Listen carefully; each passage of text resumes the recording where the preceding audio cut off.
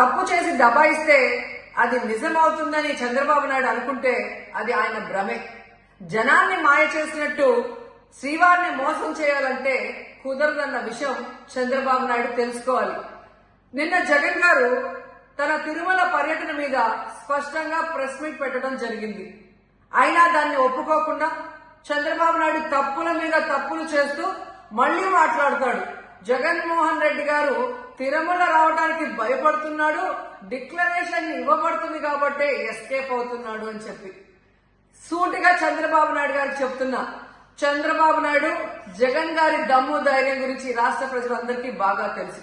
నిన్న కూడా ఆయన భయపడేవాడైతే అంత స్పష్టంగా ప్రెస్ మీట్ పెట్టి ఏ విధంగా తన మతం మానవత్వం, తను ఏ విధంగా బైబిల్ చదువుతారు, బయటకు వచ్చినప్పుడు హిందువుల మనోభిప్రాయాల్ని గౌరవించి గుళ్లకు వచ్చి పూజలు చేస్తారు, అలాగే మసీదులకు వెళ్లి ఎలా పూజలు చేస్తారు, అలాగే సిక్కుల్ని గౌరవించి ఎలా వాళ్ళ పూజలు చేస్తారో చెప్పడం జరిగింది.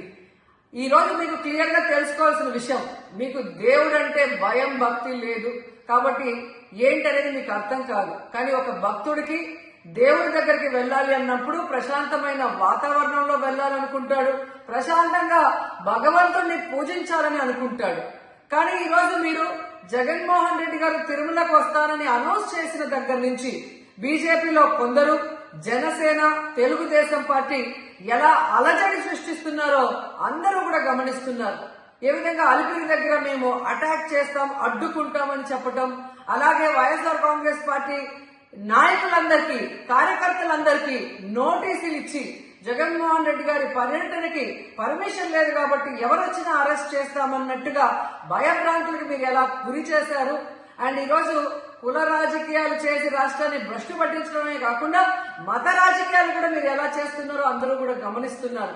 ఇలాంటి వాతావరణంలో దర్శనం చేసుకోలేము కాబట్టే జగన్మోహన్ రెడ్డి గారు ఏ విధంగా ఆ తిరుమల ట్రిప్ ని క్యాన్సిల్ చేసి తన అభిప్రాయాల్ని ప్రెస్ ద్వారా ప్రజలకి తెలియజేయడం జరిగింది. సో నిజమైన భక్తుడు జగన్మోహన్ రెడ్డి గారు ఎప్పుడైనా మళ్లీ వెళ్లి వెంకటేశ్వర స్వామిని దర్శించుకోగలరు. 5 సంవత్సరాలు తన తండ్రి మరి ముఖ్యమంత్రిగా వెంకటేశ్వర స్వామికి పట్టు వస్త్రాలు ఇచ్చారు.